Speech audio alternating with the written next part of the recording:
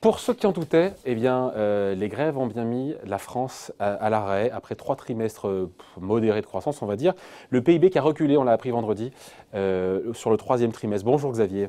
Bonjour David. Xavier Timbaud, économiste et directeur principal de l'OFCE. Personne n'a vu venir ce coup de frein de fin d'année, ni vous d'ailleurs. Je me revois, on pourrait retrouver la bande, hein, mais me dire « ouais, mais ça n'aura pas d'impact macroéconomique visible, peut-être un impact sectoriel, les grèves et tout ». Mais je ne vous en veux pas. Même l'INSEE, mi-décembre, nous disait « ouais, la croissance française, ça sera plus 0,3% sur le dernier trimestre ». Je ne veux pas vous blâmer, mais au-delais de ça, c'est la douche froide comme ce chiffre. Hein.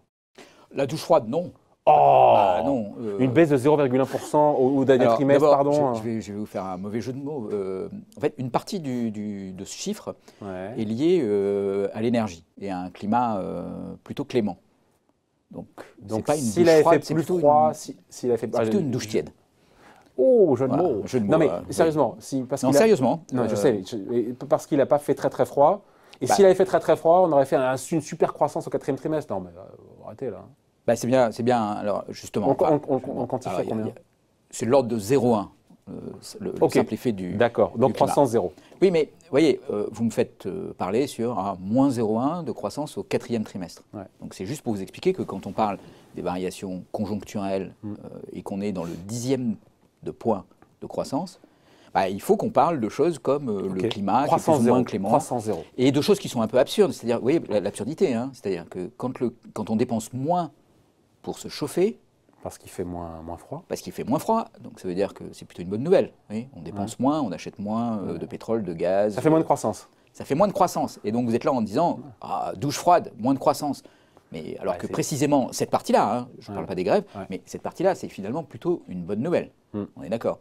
Ouais. Donc attention quand on commente les chiffres, surtout quand on commente les chiffres à cette résolution-là, c'est-à-dire au 10e de point pour un trimestre. Vous avez, et comme beaucoup de gens, sous-estimé l'impact des grèves de décembre contre la réforme des retraites. On a un coup d'arrêt de la production, on a des boîtes qui ont déstocké, qui ont moins investi. Merci les grèves. Vous vous êtes plantés, c'est pas grave, il faut le reconnaître. Quoi. Mais vous n'êtes pas le seul en même temps. On a effectivement sous-estimé l'impact des grèves. On s'était beaucoup appuyé sur les grèves précédentes dans les transports. Ou du mouvement des Gilets jaunes, pour lesquels on avait vu un effet sur les services.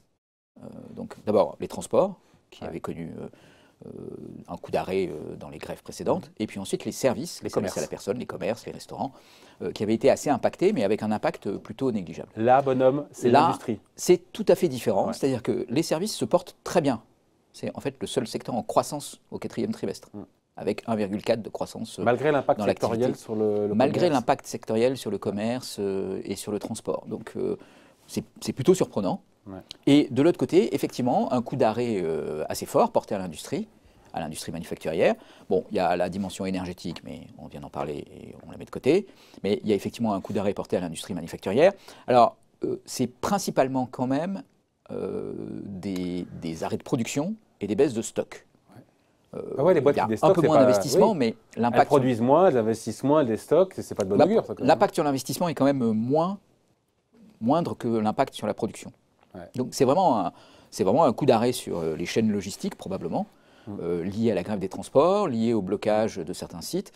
Donc si vous voulez, on est passé d'un mouvement des Gilets jaunes qui était plutôt, on va dire, amateur en matière de blocage, qui avait bloqué de façon un peu artisanale, sans vraiment avoir d'impact sur les chaînes de production, à quelque chose organisé par les syndicats qui visiblement est plus efficace. Ouais. Alors on a pu constater que l'impact sur en particulier dans les agglomérations dans lesquelles il y avait des grèves importantes de transport, l'impact sur l'activité, sur les services a probablement été minoré par le fait que beaucoup d'usagers se sont adaptés à la grève des transports par d'autres moyens de transport, par le télétravail aussi, probablement, qui a pu jouer, donc qui a permis de contourner l'effet des grèves, vous voyez, dans l'activité d'une grande ville comme Paris ou comme Lyon ou comme Bordeaux. Mais par contre, ces chaînes logistiques, elles ne sont pas contournables. On ne fait pas du télétravail quand il s'agit de se faire livrer des matières premières. Exactement. Est-ce qu'on peut dire que c'est conjoncturel et que c'est lié aux grèves, ou est-ce qu'il y a vraiment une perte de confiance de la part, encore une fois, des entreprises parce que entre ce que nous disent les enquêtes d'opinion et ce qu'on voit sur l'investissement, le déstockage, on n'a pas le même message. Hein. Oui, alors c'est toujours un peu compliqué d'analyser ces choses-là. Quand on regarde avec l'expérience des différents mouvements sociaux, des différents effets de grève, de ces incidents qui souvent donne, enfin, il y a souvent dans la façon dont c'est ressenti, dont c'est vécu, l'idée que ça a des conséquences. Vous voyez, que vous perdez des marchés, que vous diminuez le dynamisme, la confiance, que c'est des coups d'arrêt injustifiés, un certain nombre de choses qui vont avoir des conséquences à long terme. Bon, ce qu'on constate quand même, quand on regarde les choses d'assez loin, et qu'on oublie un petit peu ce bruit des ressentis et des remontées de terrain, on s'aperçoit souvent qu'en fait, il y a assez peu d'effets à moyen terme. Ah mais c'est encore, il nous refait le même coup. Hein. Je suis désolé, mais vous me demandez... Il n'y a pas d'effet à court terme, et maintenant il n'y a pas d'effet à moyen terme. Non, je vous dis, ça c'est l'expérience historique qu'on a. Donc il ne faut pas négliger le fait que ça peut avoir un impact effectivement persistant. Maintenant, vous voyez, si vous prenez les attentats terroristes de Charlie et du Bataclan, ça a eu un effet immédiat, ça a eu un effet persistant sur le tourisme pendant à peu près 1 an et demi, et puis ça a fini par s'estomper, et on est revenu à des étiages. Voilà. Alors après, en tout cas, voilà, le résultat, c'est une perte d'activité, c'est une perte de revenus, ça se traduit dans les comptes d'exploitation, ça va durer dans les comptes d'exploitation, parce qu'il faut rattraper ces comptes d'exploitation. Les grèves, en tout cas, ont eu bien plus d'impact que ce qu'on avait anticipé. Alors, et là, je me dis... Maintenant, il y a beaucoup de déstockage. On va le rattraper. Oui, quand on déstocke, au bout d'un moment, il faut restocker, c'est ça? Disons que c'est là qu'on va regarder avec attention ce qui va se passer au premier et au deuxième trimestre. Le stockage qui a enlevé 0,4 points de croissance, que là pour le coup, c'est pas rien 0,4. Hein. C'est pas rien. Et puis vous voyez, par rapport à ce qu'on anticipait, vous êtes moqué tout à l'heure en disant que vous n'aviez pas vu venir la chose. Mais vous, comme tout le monde. Mais par ailleurs, on ne cherche pas à voir venir la chose. C'est-à-dire, voilà, ça c'est des événements qui sont un petit peu imprévisibles dans leur déroulé, dans la longueur et dans la profondeur, dans la façon dont ils vont être organisés. Enfin, vous voyez, c'est des événements qui sont rares malgré tout. Et donc, le résultat, c'est qu'on va faire, Xavier, 1,2% de croissance, ça fait qu'on aura fait 1,2% de croissance l'an dernier, alors qu'on a quand même lâché, enfin le président a lâché 17 milliards d'euros de chèques, dont 10 milliards d'euros de mesures pour le pouvoir d'achat. Et là, on se dit, putain, mais combien on aurait fait sans ce chèque? Parce que non seulement il a vous dites si élégamment lâcher 17 milliards. Non, mais on dit les choses, quoi. Oui, non, mais disons les choses telles qu'elles le sont. Combien on en fait? C'est aussi l'année dans laquelle le CICE procure aux entreprises, 2019, une trésorerie, pareil, de l'ordre de 20 milliards. À mon sens, très cher. De l'ordre de 20 milliards exceptionnel. Alors, ça ne va pas durer non plus. Non. Mais ça veut dire que voilà, c'est une année qui est très très particulière, dans laquelle il y avait un coup de pouce qui était déjà donné par la transformation du CICE. On donne 2 fois le CICE en gros en 2019, une fois au titre de l'année 2018 et une fois au titre des cotisations sociales baissées en 2019. Donc ça fait beaucoup effectivement ça fait beaucoup de largesse, on va dire. Ouais, pour peu de résultats. Il y avait eu la fin des Gilets jaunes sur le début de l'année, plus en fin d'année les grèves. Et ben voilà. Voilà alors, ce que ça provoque, malgré tout, c'est que ça va se traduire par une amélioration je suis désolé de parler comme ça, des comptes d'agents. Alors ça veut dire quoi? Ça veut dire que les ménages ont reçu beaucoup d'argent, qu'ils n'ont pas dépensé, mais qu'ils ont épargné. Les entreprises ont quand même reçu, alors pareil, en masse, on ne va pas parler de chaque entreprise et de chaque situation particulière. Qu'est-ce que particuliers et entreprises vont faire de ça, c'est ça? Disons, en tout cas, les entreprises ont des comptes en moyenne plutôt redressés, les ménages ont beaucoup d'épargne. Bon, voilà, ça nous fera un peu d'activité en 2020. Et c'est ce qui fait qu'il y a un rebond attendu et qu'on ne va pas s'exciter, il n'y aura pas de priori de récession au sens technique du terme, à savoir 2 trimestres consécutifs de baisse de la croissance. A priori, il y aura un rebond au premier trimestre, donc on peut l'évacuer ce scénario-là. On n'est pas là non plus pour dramatiser à outrance. C'est ça. Même si l'année 2020 va être une année un petit peu compliquée, parce qu'il y a 2-3 événements qui nous arrivent et qui vont compliquer le paysage. Il y a le coronavirus déjà. Déjà pour commencer. Alors ça va beaucoup toucher la Chine, l'Asie, mais ça va aussi toucher des chaînes notamment logistiques, le tourisme. Des chaînes de valeur. Non, mais même avant de toucher le tourisme, alors vous avez raison, ça va toucher beaucoup le tourisme. C'est un gros morceau le tourisme chinois en France. C'est un gros morceau le tourisme chinois, mais ça va aussi toucher les chaînes de valeur, c'est-à-dire que... Chaînes de production. Les chaînes de production. Quand on veut produire une automobile, aujourd'hui, il y a un certain nombre de composants qui viennent de Chine et surtout ce dont on se rend compte dans ce genre d'événement, c'est qu'en fait, il y a peu de fournisseurs dans le monde qui sont capables de fournir ces composants.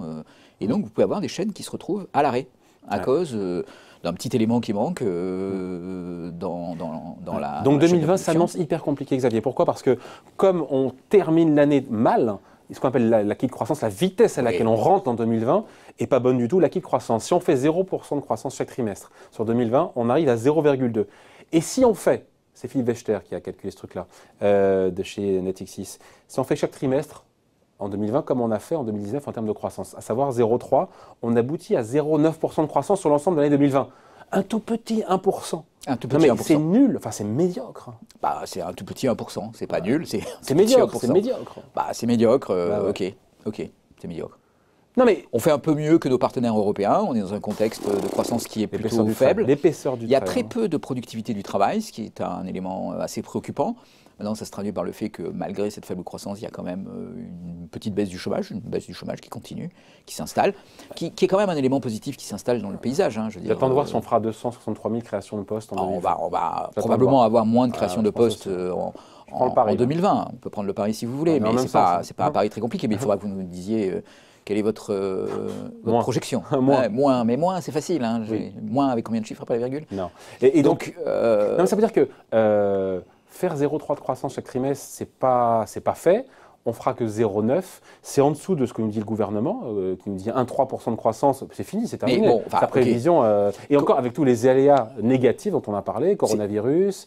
Ok, je veux dire, c'est une façon de raisonner, oui, mais vous partez sur deux éléments qui sont assez discutables. C'est de dire, bon, bah, je constate moins 0,1 au 4e trimestre, ok, et je pars de l'hypothèse que ce moins 0,1 ne sera pas du tout rattrapé ensuite.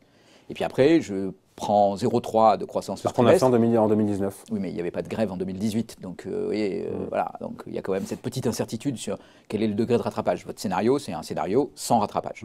Bon, ok, c'est un scénario qui peut avoir du sens, mais il faut bien comprendre l'hypothèse qu'il y a derrière. 1% moins. Et après, vous allez avoir, vous dites 0,3, c'est la croissance qu'on va avoir.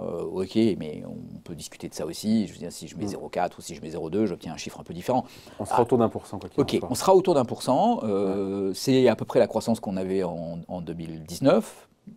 Un petit peu plus, mais on est quand même dans ces eaux-là. Je veux dire, encore une fois, là, vous faites discuter sur des dixièmes de points. Donc, et ces dixièmes de points, là, pour le coup... Quand c'est aussi faible, chaque dixième, on les prend. Quoi. Ils peuvent s'expliquer, oui, mais d'accord, mais ils peuvent s'expliquer aussi par des choses comme le climat, je veux dire, avec l'absurdité qu'il y a derrière. Il faut qu'il fasse froid. Oui, non, mais oui, il faut qu'il fasse froid pour que les gens se chauffent et pour qu'ils utilisent leur épargne. Ça a toujours été comme ça. Oui, mais vous accueilleriez ça implicitement comme une bonne nouvelle, alors que, en fait, objectivement... Sur le coup de l'épargne, qui nous dit que les Français vont dépenser finalement cette épargne, cet argent qui a été thésaurisé?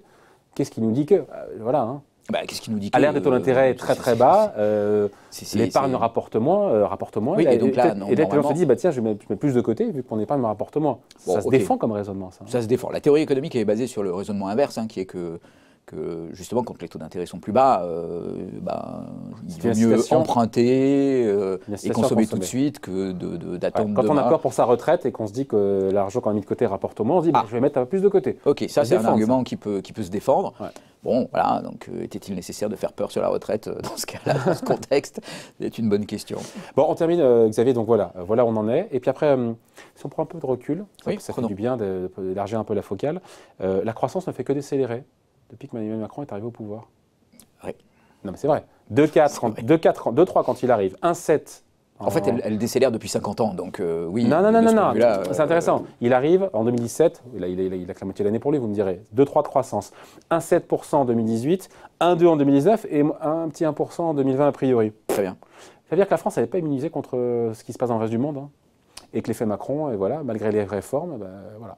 Ah bah oui, je ne comprends pas que ça puisse vous étonner de penser que grâce à Macron on était immunisé. Non, on n'est pas immunisé. Non, mais il y a des réformes, le marché du travail. Oui, on est dans un contexte mondial qui est à la fois un contexte de ralentissement séculaire. Donc voilà, la productivité, elle est faible en croissance dans tous les pays.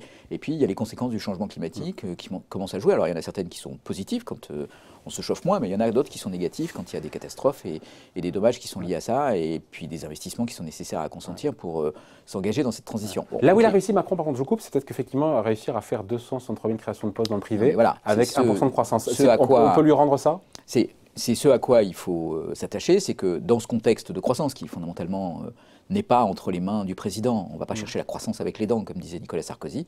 Dans ce contexte de croissance, les politiques économiques, elles visent surtout à ce que le chômage, quand il est élevé, il puisse continuer de baisser. Voilà, ça c'est un élément important, qui est peut-être plus important à juger. Si vous voulez, d'un côté le chômage, et si on devait rajouter un indicateur important aussi, c'est la question des inégalités. Ouais. Faire baisser le chômage en augmentant les inégalités, c'est pas pareil que de le faire baisser en ayant des inégalités qui se réduisent. Donc voilà, et c'est plutôt là qu'il faut regarder, plutôt que du côté de la croissance. Alors aujourd'hui, on trouve que 1% c'est médiocre, c'était vos termes, même nul. Mais on peut très bien imaginer que dans un contexte de changement climatique qui aura plus de conséquences, et de fait qu'il va falloir investir beaucoup dans la transition énergétique et environnementale. Il faut des moyens pour ça. En fait, le 1%, ça va être plutôt un chiffre qu'on va considérer avec le recul qui sera plutôt élevé, et on va avoir des chiffres qui seront plus bas. On peut très bien imaginer d'être dans des régimes dans les 10 prochaines années où on aura des croissances négatives. Financer notre modèle social et la transition énergétique avec zéro de croissance, c'est plus compliqué. Plus compliqué. Oui, c'est plus compliqué. Bon, la croissance avec les dents, c'est pas Nicolas Sarkozy, j'y repense, c'est Jean-François Copé, le premier. Très bien. Qui en a parlé. Super. Hein. En tout cas, Nicolas Sarkozy, il l'avait beaucoup apprécié. Voilà. Il avait croqué l'expression. Économiste et directeur principal de la FCE. Merci pour cette explication. Bye. Merci David.